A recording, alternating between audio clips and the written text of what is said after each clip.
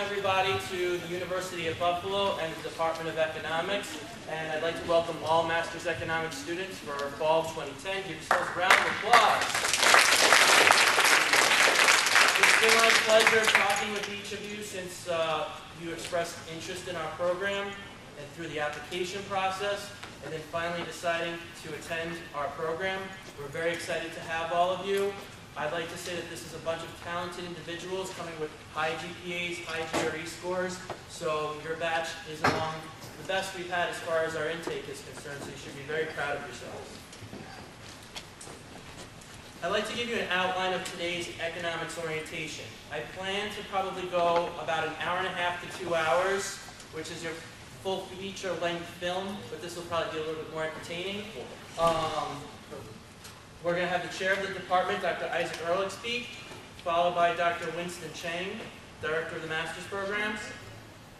Then I'm going to give you an overview about the program, all the details that you kind of need to know at this point in time. I'll talk a little bit about career planning. Then Professor Tom Lebert is going to talk about CFA coverage. A lot of you have expressed interest in the Chartered Financial Analyst designation, and the person who teaches the classes and knows the most about the CFA is Professor Lebert. Then you're going to get a chance to meet Anoop, who's the president of Economics Graduate Student Association. Then, after all that's done, I'm going to help students register for courses if they're not able to do it on their own. We're also going to have pizza, and you'll also have the opportunity to meet current students in the program. And it's nice because all the current students who are helping out today are just volunteering. They're not getting paid. They like doing this, and they like helping out, new students because they sat in those seats either 6 months ago or a year ago. And sometimes they're the best places for advice because they actually go through the classes. So I'd encourage you also to talk to as many current students, and we'll introduce them at the end. Without further ado, I'd like to introduce Dr. Isaac Ehrlich, Chair of the Economics Department.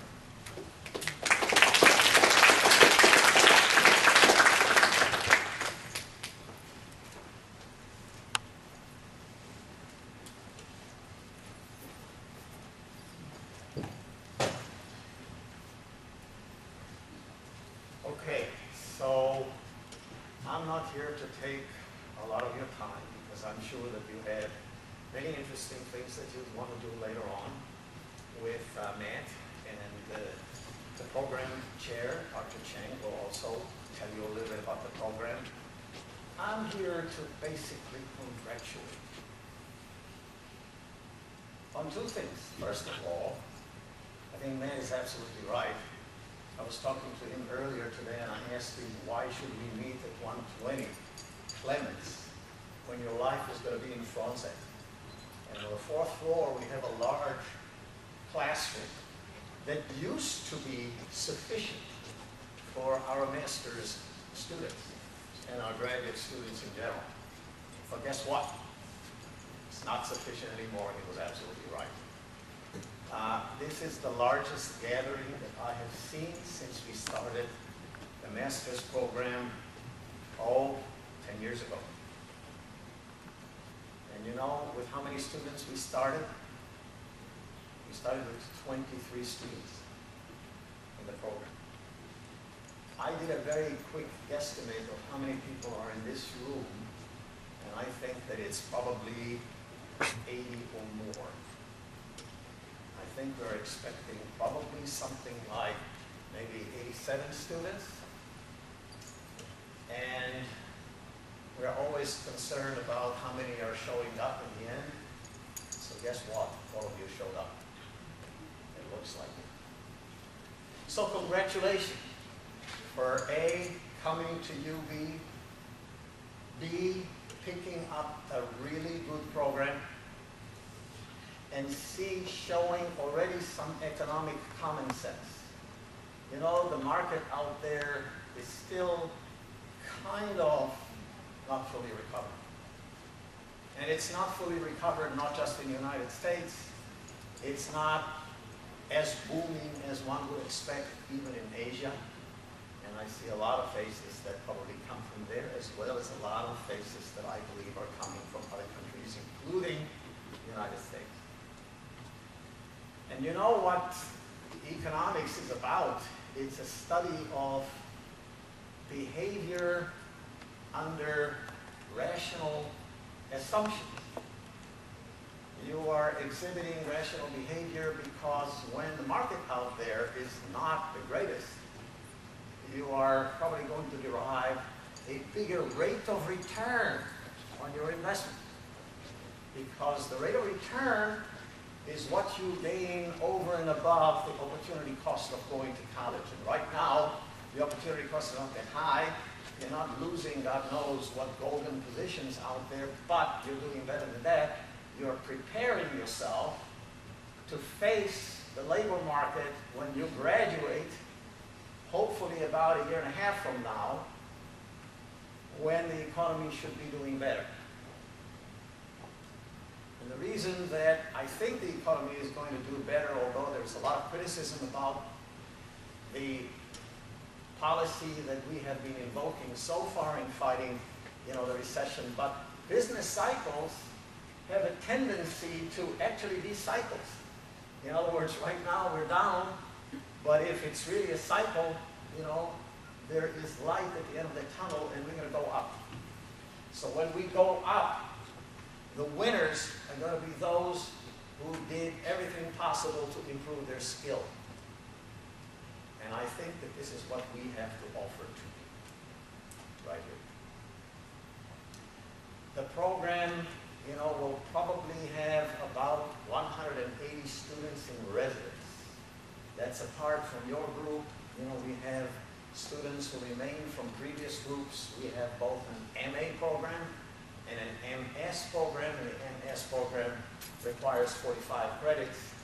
I actually hope that all of you, even those who came here for an MA degree, not an MS degree, will take advantage of all the opportunities that we offer to you to advance your skill and prepare yourself better to the labor market or the stock market. I was almost going to say that.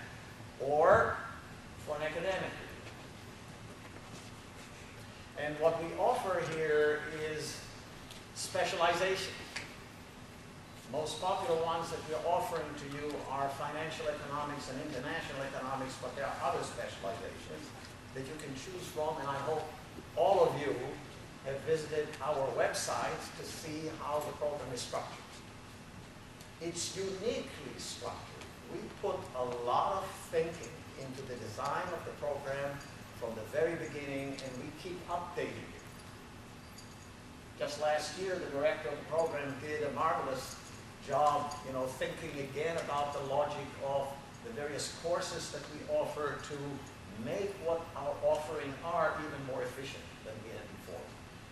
But we think that we give you an unusual array of programs or concentrations to choose from, and we have an edge relative to other programs. I'm sure all of you at some point have thought a little bit about whether or not you wanted to get an MBA degree or to get an economics master's degree. MBA is more popular, it's a lot better known, it's been around for a very long time. So what's the advantage of picking the master's economics degree? Well, I think that there are points of strength in each program, and they're both fine. But economics has a distinction, which I would like to emphasize to you if you look at our program and understand what the uniqueness of the program is all about. It is that we don't teach you as wide an array of topics as those offered in an MBA program, namely accounting, as well as finance, as well as marketing, as well as management science, as well as management systems, as well as organizational behavior. We're focused a little more on topics that have more relevance to economics. And don't get me wrong, whatever you get in the business school, or you would have gotten in the business school, is nothing but applied economics. Sometimes, it's more explicitly recognized in the program, and sometimes it is less explicitly recognized in the program. But we put the stress on the combination, for example, of understanding financial markets as well as the general economy. And that's a tremendous advantage. It's a tremendous advantage for Wall Street firms that like to employ business economists who also can read the tea leaves insofar as the general economy is concerned. That is not something that the program in the MBA is designed to do. We're also giving you tools that are not generally available in an MBA program, and by that I mean research tools. Many employers who interview people for a job are interested more and more in one overriding issue. Can you do research? That's what they call research. It's not necessarily an academic research, but it's business research, for which you need tools.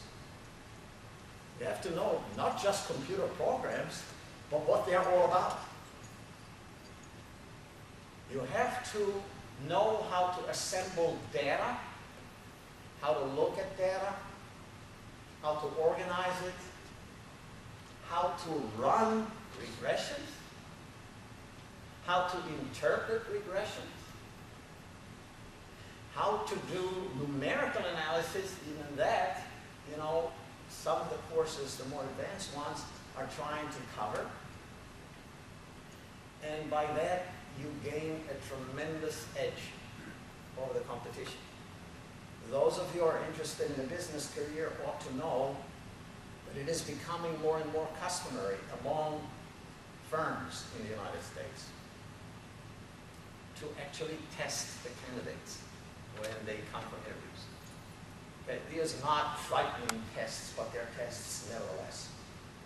They try to find out, you know, how you would answer specific questions that they ask, for which knowledge of the economy, knowledge of financial institutions, knowledge of international systems, and more importantly, knowledge of quantitative tools is extremely important. So this is where we think our students obtain the edge. And we have some evidence for that. I don't know whether Matt, you know, plans to cover it with you later on, but I know that he puts on the web a lot of information about the places that our graduates go to. That has been quite an impressive array, even in times that are not the hottest in the market, because you have something to offer. So my advice to you would be, take advantage of the program that we offer to you.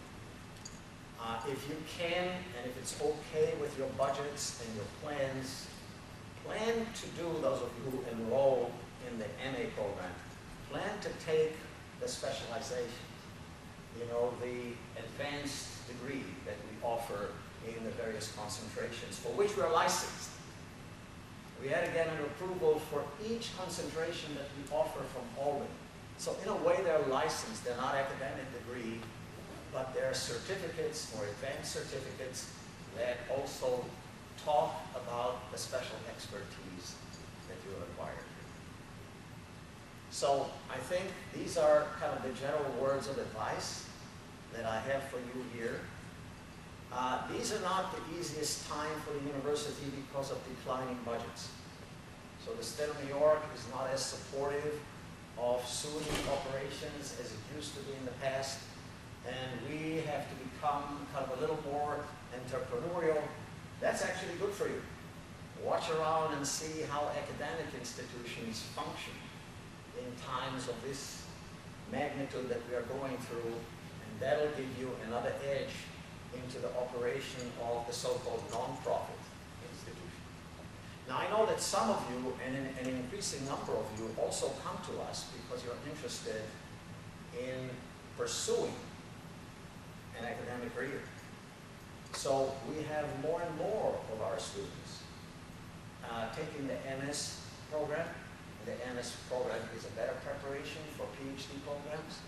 We'd love, you know, to get the best of you who are interested in joining the PhD program in economics to join us, but you are free to go any place in the country where opportunities for an academic career are abound.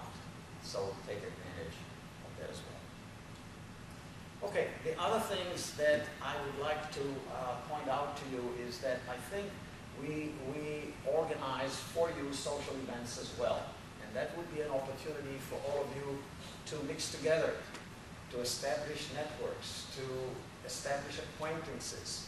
You come to us from 4 continents, and it's a fantastic cross-section of faces that I'm seeing here. We love our domestic students. We love our international students, and we love the mixture. We encourage more and more people to join us from different places, and this contributes to the environment of learning that we hope we're going to give you. There are a few exciting things that also happen in the department. We have a very accomplished faculty here. I think we're proud of the quality of the teaching that we are offering to you, despite some constraints that we are facing about how many faculty members we have around to take care of the courses. But we give a very strong preference and very strong dedication to make sure that the MA program functions appropriately. I ought to tell you that our department will probably open next year a program in Singapore.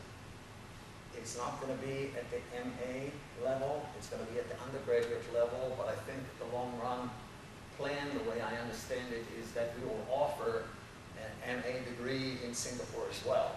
And maybe there's going to be increased flow of students going back and forth.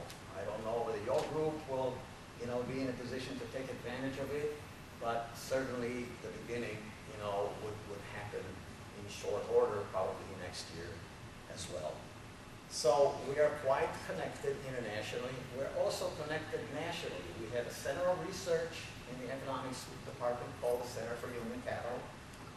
I won't belabor the history of the center, but at this point, the center does function as an agency that does work for the state of New York. The center is in charge of making forecasts about tax revenues in the state of New York, without which New York State cannot pass a budget law. So we have inside information about the way the state of New York is running, and it's not the best. I wish that we could bring some of the officials from the state of New York to take our master's econ courses. Maybe they'll function a little better, because there is some chronic problems in the way the budget of the state of New York organizes. But because we're so concerned about what would be the fate of state tax revenues, we also have to understand a little better what the economy is all about. And the center has been making forecasts so far about when the recession starts and when it might be ending. As strange as it may sound to you, we still believe that the recession has already ended. The problem is the recovery. And the recovery is going slower than any of us wanted to see or even expected. And right now, I think, the news are not the best. Hopefully, they'll become a little better. So that's another piece of information that I wanted you to know. Third, I just had a chairs retreat in the College of Arts and Sciences, where the department is positioned, as you know.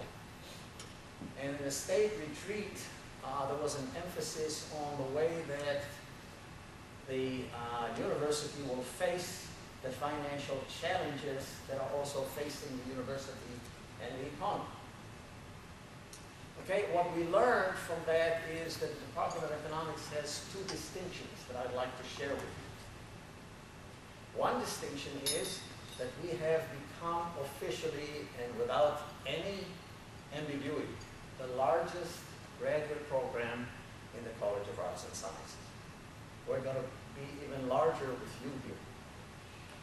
We had about 220 students in the program, by far exceeding any other graduate program at the College of Arts and Sciences.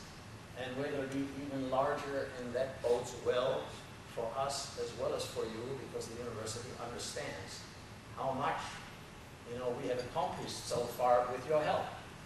If the program is so successful, it must be that we're doing something right.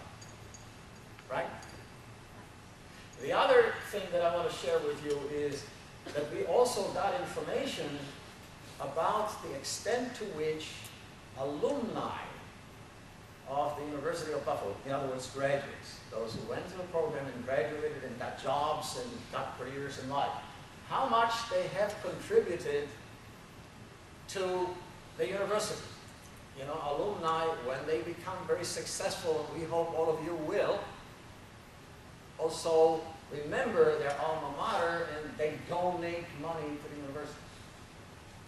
So, we got a list of departments, alumni from different departments that made contributions to the University of Buffalo. And I was delightfully shocked to find out that economics stands far above any other department in the College of Arts and Sciences that I know of. In fact, Dr. Chang, probably who doesn't know that yet, would be happy to know that the total amount of contributions that alumni from the economics department has made to UB so far, and that's a cumulative number, is $4.7 million. I was in a breakout group that included 8 departments, and that number far exceeded the total of all the other 8. What am I trying to say here? What do you think? Our alumni are successful. Maybe partly because economics is a real science, is a real social science. It teaches important things that have to do with the real world, not hypothetical things, not abstract things, but very pragmatic things as well. And that gives people here a tremendous edge in developing a really successful career. So I'm not asking for any donations from you. We, at this point, would like to donate to you.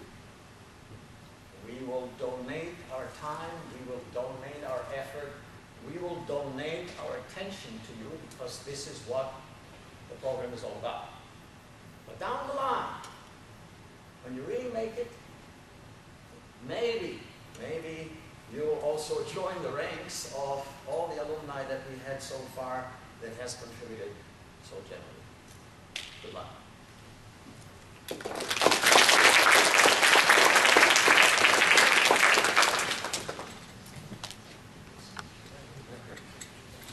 Thank you, Dr. Owen. Next, I'd like to introduce Dr. Winston Chang, the Director of the Master's Programs.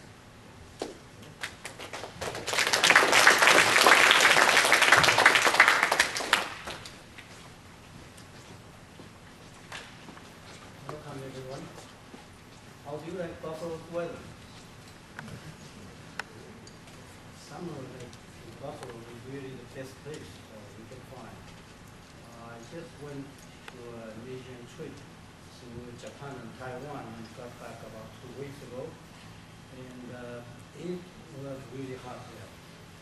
Especially for me, living in the U.S. for a long time, going there for 2 weeks, I really found either it's through global warming or my body has adjusted to colder weather here.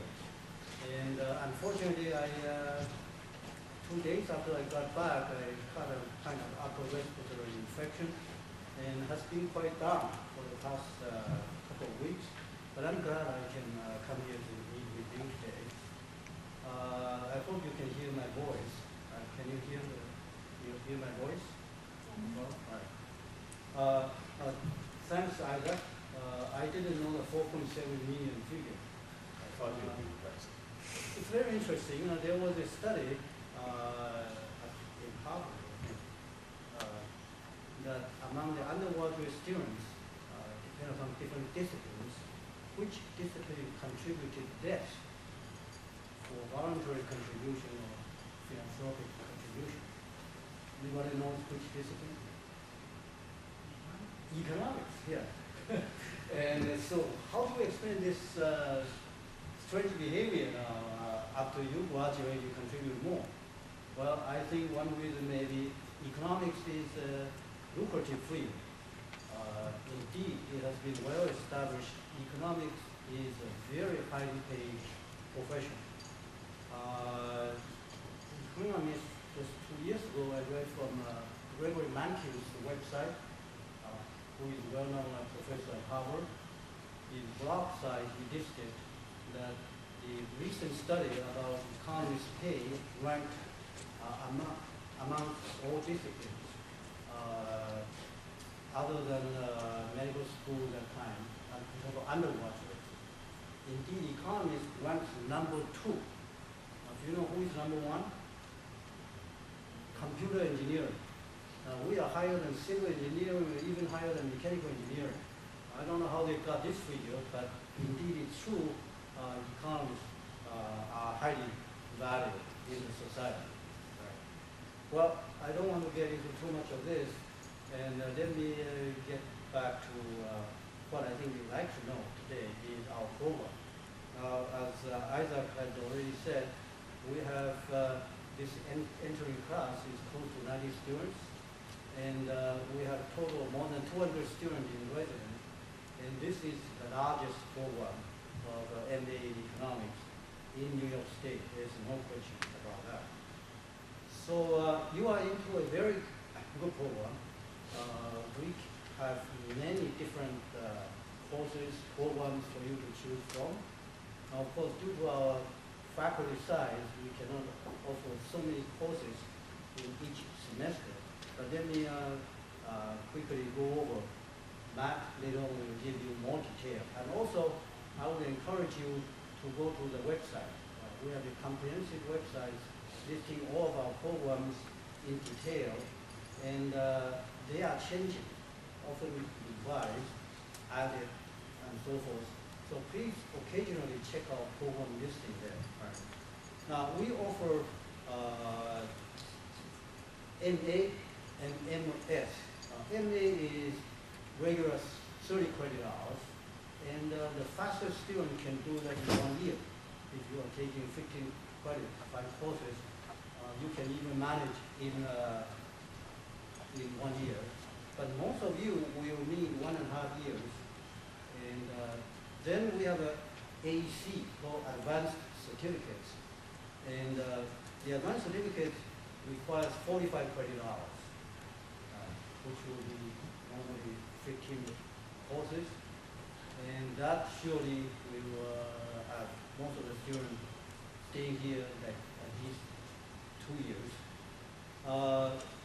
We have the AEC Advanced Certificates.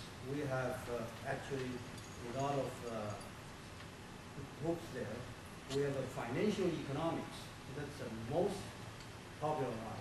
I would say more than 70 students in the past all trying to major into financial economics.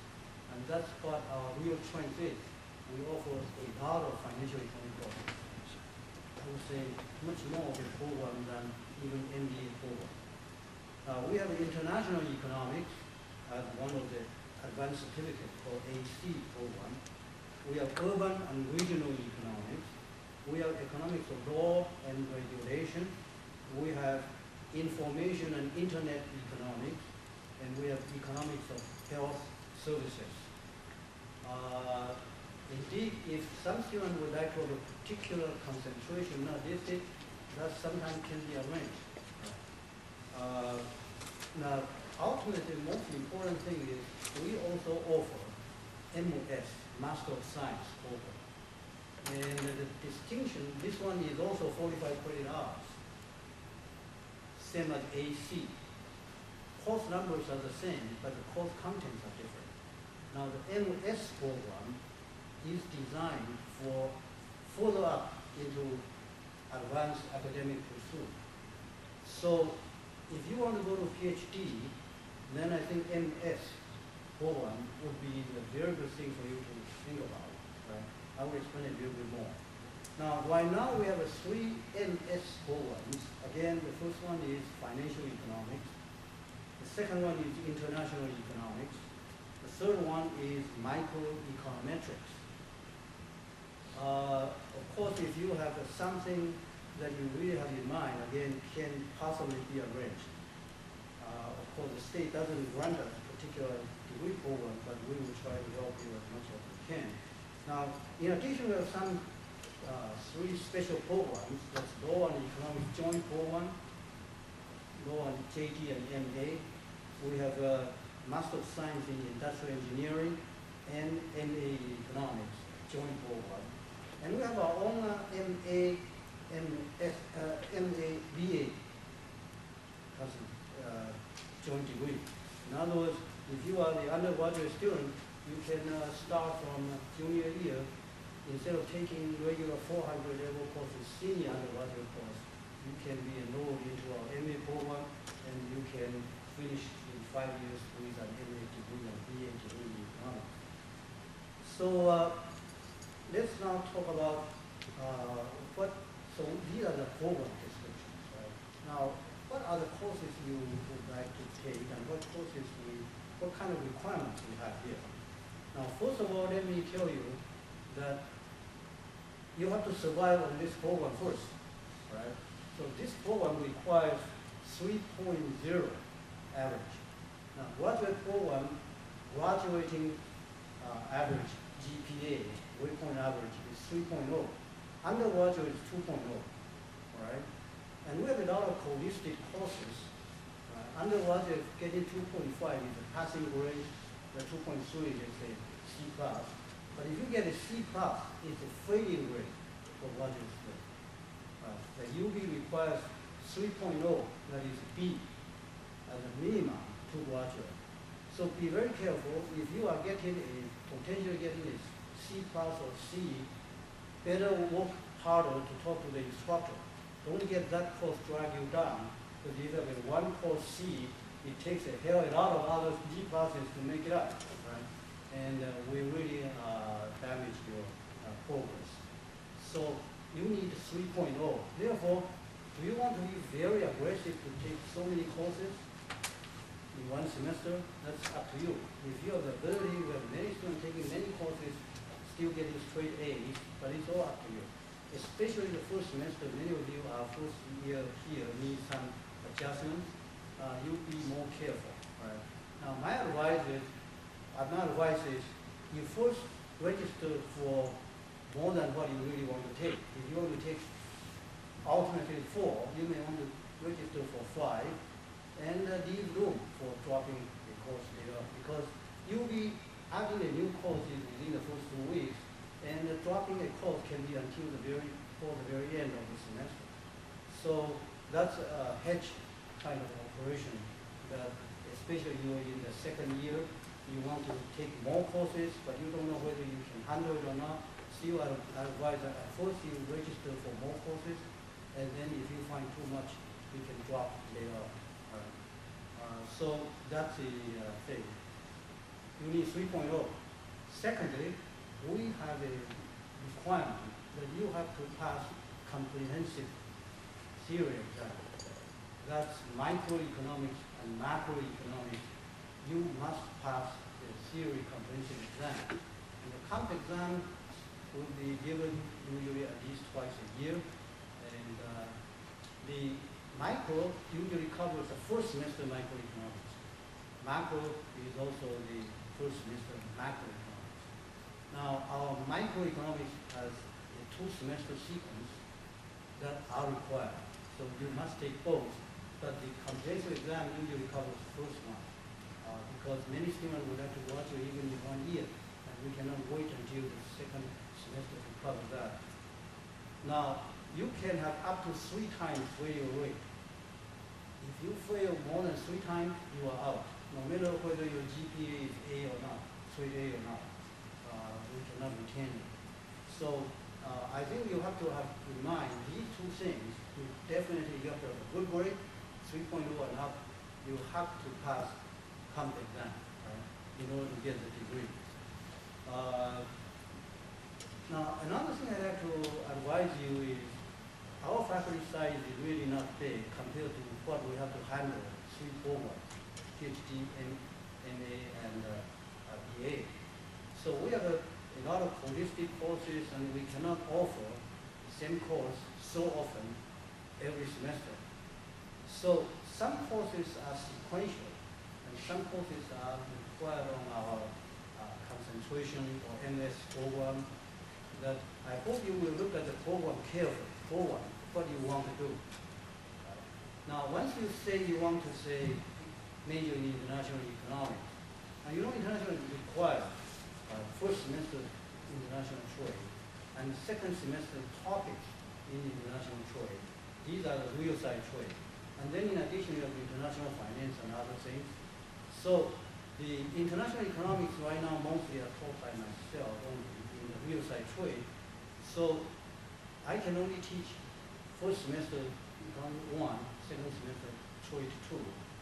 So you have to make sure that if you want this, you want to make sure that you are taking the whole sequence. So your course schedule, it must be scheduled in such a way. Suppose you say you want to take international economics 1, waiting until spring, but it's not offered. So in that case, you may have to adjust for other courses in order to make it into international economics. Similarly, for many other fields. So when you look at the course selection, you can talk to math whether or not next semester this course will be regularly offered or not. If not, you have to really be careful in your course selection, because otherwise you may be caught with needing one course that's not offered. Now, even this is not the end of the world. If you meet that situation, you can still talk to Matt about who is the one regularly teaching that semester that now you want to take it but not offered. Now, in that case, I advise you to talk to that professor and take an independent study course. And that, of course, will need my approval, that we will have the understanding that you take that course will be in lieu of the regular course. So often that's not offered and can be justified. Now, if it's offered during that semester, we encourage you not to take independent studies. Okay, this is the thing about course choice. And now, the distinctive thing about our program is we require 5 econometrics courses, economics related courses. We are basing econometrics 1 and 2, that's called 580, 581. And then we have 3 more econometrics courses like computational econometrics, empirical methods in financial economics, and economics of fluctuation and forecasting. Now, the other 2, of course, usually when you do financial concentration, you need that, but otherwise you don't need that. But still, our program, the basic strength in econometrics, that our students can handle processing data, interpreting data, doing forecasting, and these are precisely the skills the business world needs. And our program is, in a sense, very useful, and I hope you will go through most of these important econometrics courses. Now, but then many of you may not be here only, may be here only 1.5 years. How can you stuff in with so many econometrics related courses? My advice is our 580 is really economic statistics. That is really not usual econometrics. Econometrics starts from 581. Now, 580 is usually elementary statistics for those who never had statistics background, and we want them to have that background to start. So if you have taken economic statistics or even statistics course, say by yourself, I encourage you to talk to Matt about possibility of taking the waiver exam for 580. Right? 580, you can take the waiver exam, the department will give you an exam, and if you pass that exam, you don't have to take 580, you can then be qualified to directly take 581. This way you can step up your econometrics. Now, the next thing I want to talk about is, well, now we have so many courses for you to choose from, and then what do you do? Now look at our curriculum here. We have so many courses, so many subfields available, not only in program sense, but in course. Now, you look at our program, we have what?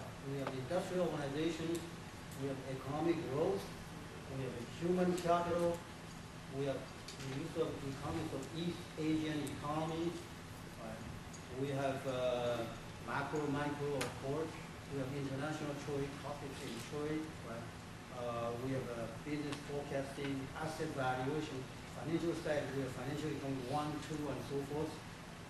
We really have a variety of econ courses, legal economics, education.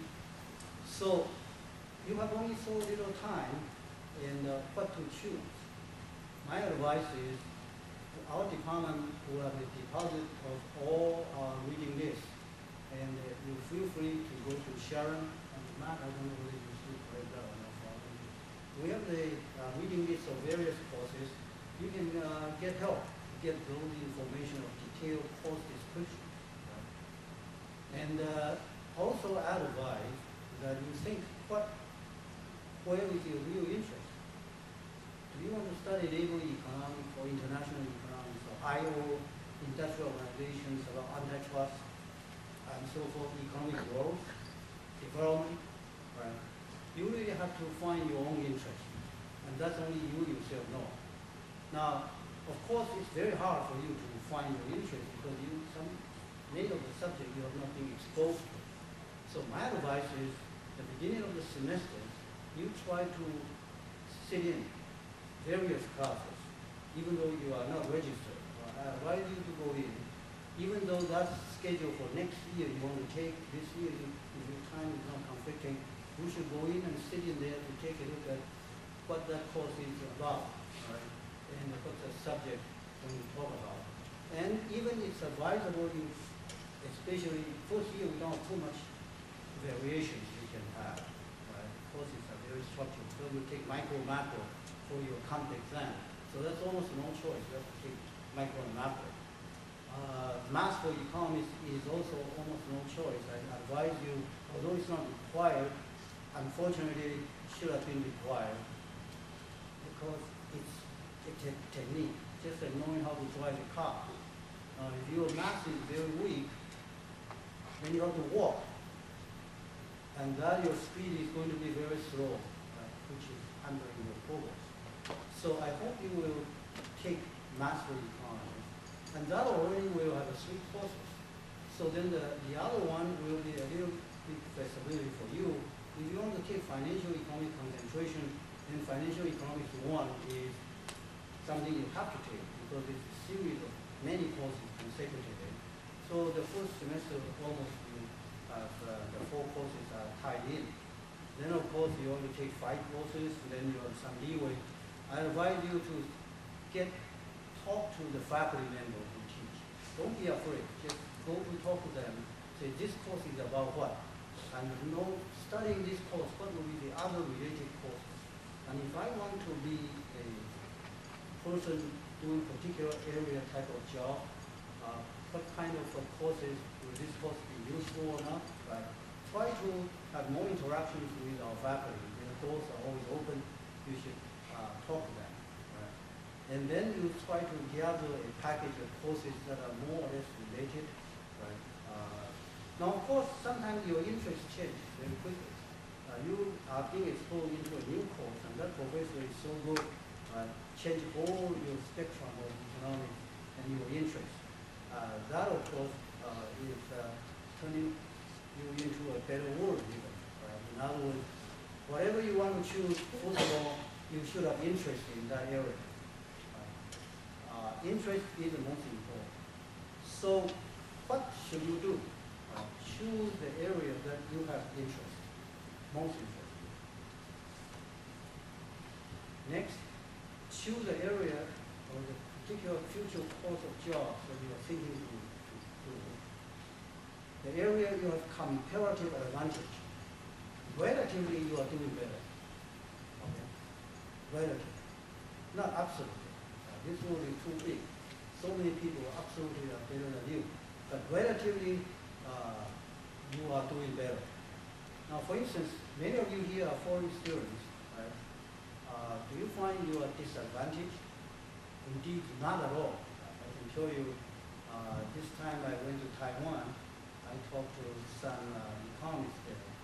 Now they find there is a very interesting development. Now, Taiwan recently signed a free trade agreement. It's called ECFA, Economic Cooperation and the Framework Agreement with mainland China. And that's a milestone. Now, China granted over 3,000 duty-free items to Taiwan. Taiwan could only offer 800 something. Now, this looks like a very unequal thing. Why is that the case? Right? Some people say that's Chinese government deliberate purpose, right, to give Taiwan goodies, and so to entice Taiwan to join this free trade agreement. But from Taiwan's perspective, Taiwan now has a secure inland huge market. Not only that, they found that Taiwan actually is not competing with China directly on many things, except now in power high tech. And Taiwan's distinct advantage is Taiwan has strong entrepreneurship compared to China. And the foreign multinational firms wanting to go to China, they don't want to go in directly. They want someone who knows Chinese culture very well and who has a better connection to go into China. So what do? Foreign multinational firms, knowing now Taiwan has a free trade agreement with China, the best thing is what? Contact Taiwan first, trying to set up connection to Taiwan and then ask Taiwanese people to go into China to do business for them. Right? So in other words, many of our foreign students here, you have real comparative advantage.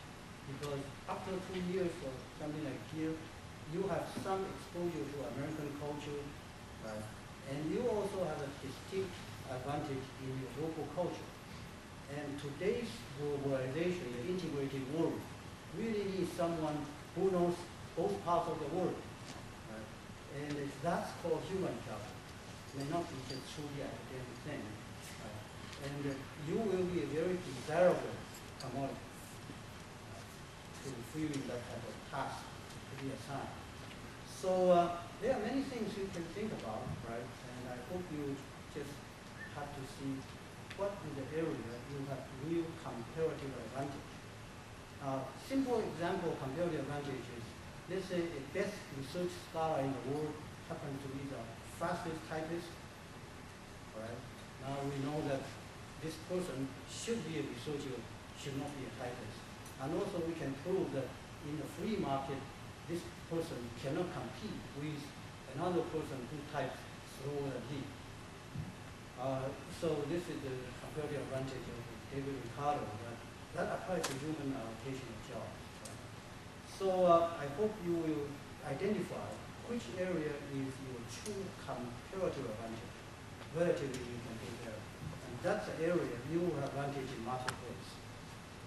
Now, the third one I'd like to advise you is set your goal to be realistic, because this is almost toward the end of your academic ladder, unless some of you would like to go into PhD program. You really must now be thinking about what do you want to do after 2 years, after 1.5 years. You face the reality of finding a job. You face the reality of making a living. Right? So, of course, finding a job has to be a job that you enjoy, but also has to be a job that is using your skill. So, in other words, these are all integrated. You have to choose a job as your target, and then you program your MA program here to meet your target. And so, be very careful in the next few days. Think very carefully what really you can do, right?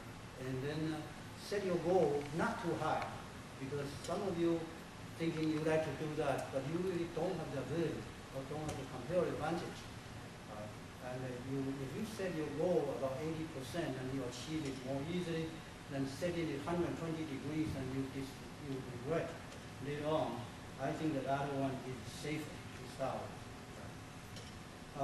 Now, for those who would like to go to PhD program, Indeed, I have witnessed more and more students going into PhD program in the past 2 years, possibly because of economic recession.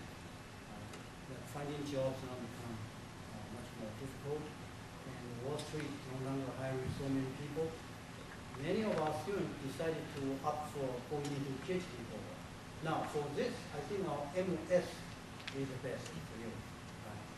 Now, if you can afford financially, you should be prepared to complete our MS program. Now, we only have so many courses required within our department, so we allow you to be able to choose many other courses outside of the department. Last year, I think, how many students got into PhD program?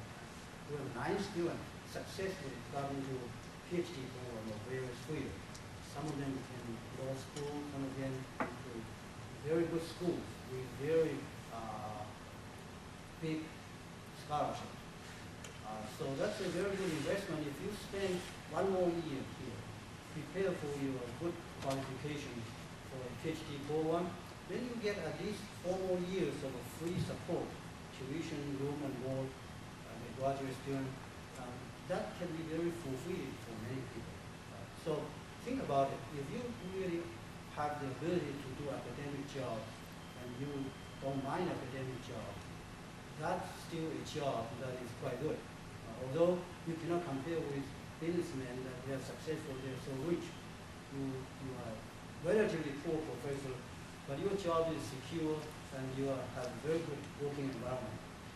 Now, if you want to be a PhD concentration related to economics, in the PhD degree, I suggest you strengthen your quantity aspect. That is, the econometrics we have already, our program will be quite sufficient for you. But still, you may want to go into like probability theory, time series analysis, stochastic theory. You want to take these additional courses if you really want to be a PhD doing a lot of empirical work. But if you want to be a PhD in economics doing a lot of theory, then you need a lot of hardcore mathematics. Now, those of you wanting to get into very strong PhD economics program, I suggest you must have 2 years of calculus. You must have real analysis. Sometimes it is a function of real variables. You must have ordinary and partial differential equations. You must have linear algebra, matrix analysis. Often you will find if you want to do general equilibrium theory, you even need topology. So depending upon where you really want to be, what you want to be, taking more math courses definitely is very important because there's a quantum jump in technical requirements between MA, OBS, OBA, and the PhD program. It's really a quantum jump, right, in a technical requirement. So we have a lot of outside courses we approve from math department, right, that you look at our website, outside courses you can take. You look at the list there, you will find we have added so many. We even have courses from engineering school. You can go there to take optimal control theory. Right? And you can go to math department to take financial engineering courses. These are purely using mathematics to derive formulas. So just remember, if you aim for MS, then your program should be structured that you allow at least almost a year going outside our department to take a lot of outside courses. So then you will be a very attractive candidate for any PhD program in the United States. Right? And we have 9 students last year getting into, they really benefited from our flexible program, allowing them to take so many outside courses. Now, if you really want to know more about PhD program, now since I get a lot of student requests for advisement, I would advise you to share this kind of burden to ask Dr. Revanka, who is our director of PhD program, And even though you're not applying to UB, PhD program, you can talk to him because he will be really the one knowing, right, what we are looking for, right? How do we select our candidate of several hundred to pick only 10 or 20, right? And he will tell you within the United States or even around the world which department is a good place to go and so forth. Dr. Nagesh Revanka, our PhD director, sometimes you feel free to talk to him. Right? So when you want to apply to PhD program, first of all you have to worry about your academic record. So you may want to be over ambitious, taking too many courses, ended up your GPA is low. That will hamper your admission possibility in the future. So you have to maintain good GPA. More importantly, you have to have some good courses you really excel well, so that that professor knows you so well that their recommendation will stand out. Right? He has something more to talk about you. Now we have to write so many letters a year. Ended up every letter looks identical, quite the same. Nothing really stand out. Right? So if you really want to get good recommendation from some professor, keep close to him and try to let him know that you are so interested and you do a lot of work like that, right? So that especially you have to do well in his class, so he can really compare you well with other students. That's very important. You need good GRE scores. You need good GPA scores. I would say most importantly, perhaps you need good letter of recommendation, strong letter of recommendation. All right, so I'm sorry I've been using a lot of time now. And again, last point I want to talk about is the networking. Networking is very important. You have to make a lot of friends. Right? Don't just be yourself and shy. You come here, I know a lot of you English not good. Don't worry. In the United States, nobody will laugh at you if your English is broken English. Right? It's okay. U.S. is very democratized world, and we are really diverse society here. So try to be brave, talking to people, establish your self-confidence. So when you go for interviewing, you know you are not withdrawn. You are not self-withdrawing. You are outgoing. And that's what businessmen really will be looking for, that kind of person. You need very outgoing personality. You have to talk to people and so forth. Besides our alumni, when you graduate, often can be a job connection. Harvard and Princeton, these IVDs, how come they get placement so well? Indeed, they are mostly alumni connected. And we are hoping someday we will have a more alumni network established, and hope you try to make more friends among yourselves. You have a big class, which is a distinct advantage. You have many more friends you can make from different countries. Now, I hope from now on you will start